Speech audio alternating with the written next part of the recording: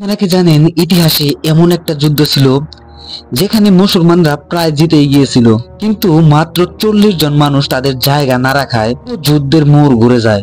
আর সেই ভুলের জন্য মুসলমানরা দেখেছিল সবচেয়ে কঠিন মুহূর্ত, এমনকি রাসূলুল্লাহ সাল্লাল্লাহু আলাইহি ওয়াসাল্লাম নিজেও আহত হয়েছিলেন।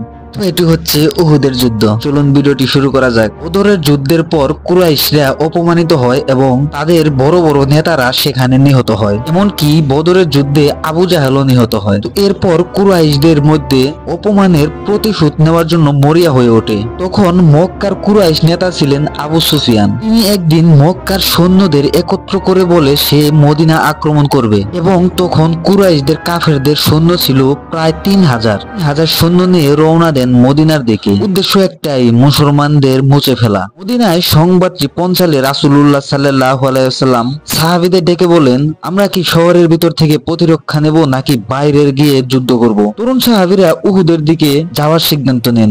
রাসূলুল্লাহ সাল্লাল্লাহু আলাইহি ওয়াসাল্লাম সেও সিদ্ধান্ত মেনে নিলেন। পর কুরাইশ বংশের কাফেররা যখন মদিনার কাছাকাছি চলে আসে, পর হযরত মুহাম্মদ সাল্লাল্লাহু আলাইহি ওয়াসাল্লাম তার সাহাবীদের নিয়ে উহুদ পাহাড়ের এক পাশে অবস্থান নেয়। রাসূলুল্লাহ সাল্লাল্লাহু আলাইহি ওয়াসাল্লাম এবং সাহাবীরা এমন এক জায়গায় অবস্থান নেয় যেখানে ছিল দুই দিক থেকে উহুদ পাহাড়, এবং এক পাশে ছিল ছোট্ট একটি পাহাড় যার নাম ছিল জাবালুর রুমাহ। সেই পাহাড়টি তুলনামূলক একটু ছোট ছিল। কাফেররা যখন মদিনায় সেখানে পৌঁছায়, তো যুদ্ধ করার জন্য তাদের কাছে একটি রাস্তা ছিল, সেটা হলো সামনের দিক থেকে, শুধু এক দিক থেকে আগানো। কাফেরদের সৈন্য সংখ্যা ছিল 3000, আর হযরত মুহাম্মদ সাল্লাল্লাহু আলাইহি ওয়াসাল্লাম এবং তার সাহাবীদের সংখ্যা ছিল মাত্র 700।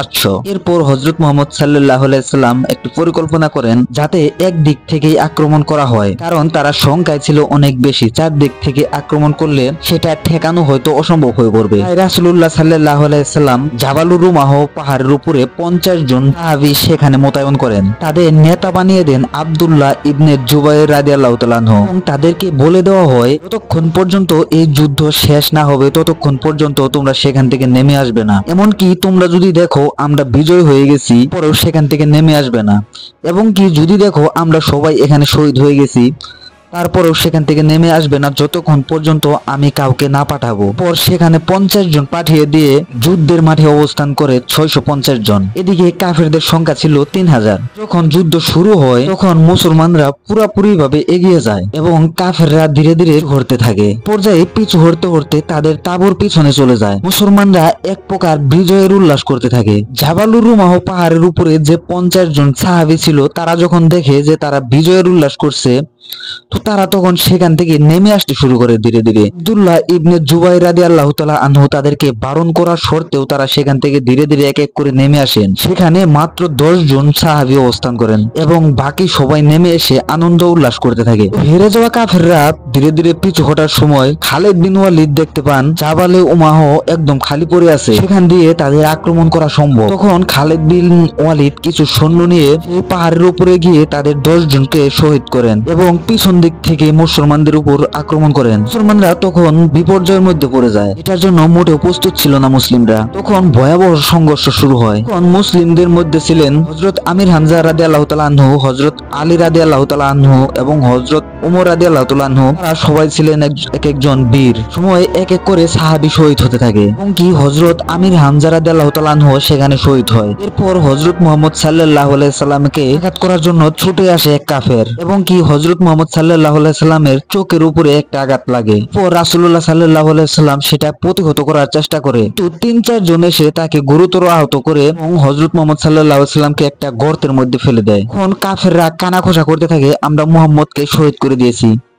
তো এই খবর যখন মুসলিমদের মধ্যে ছড়িয়ে পড়ে, তখন সবাই আতঙ্ক হয়ে যায় এবং ভাবতে থাকে এখানে আমাদের নবী বেঁচে নেই, সেখানে আমরা বেঁচে থেকে কি করব। পর মুসলমানরা জান প্রাণ দিয়ে যুদ্ধ শুরু করে। সময় এক সাহাবী দেখতে পান হযরত মুহাম্মদ সাল্লাল্লাহু আলাইহি সাল্লাম শহীদ হননি, তিনি বেঁচে আছে। এরপর হযরত আলী রাদিয়াল্লাহু তাআলা আনহু হযরত মুহাম্মদ সাল্লাল্লাহু আলাইহি সাল্লামকে ধরে নিয়ে পাহাড়ের চূড়ায় চলে যায়। সেখানে তার সাথে আরো 3 জন রসার হয়েছিল। তো কাফেরদের পক্ষে সম্ভব ছিল না উহুদ পাহাড়ের চূড়ায় গিয়ে যুদ্ধ করা, সেই শক্তিটা ছিল না। এরপর একে একে সকল সাহাবী উহুদ পাহাড়ের উপরে উঠে যায়, এবং কি এই যুদ্ধে কাফেররা নিহত হয় 14 জন, মুসলমানরা শহীদ হন 70 জন। শুধুমাত্র একটি ভুলের জন্য মুসলমানদের এই দুর্দশা হয়েছিল। তখন যদি তারা ওই পাহাড়ের উপর থেকে 40 জন সাহাবী নেমে না আসতো তাহলে হয়তো এই বিপর্যয় হতো না, এই যুদ্ধ হয়তো আরো অনেক আগেই শেষ হয়ে যেত। সেটা হতো মুসলমানদের বিজয়ের উল্লাস।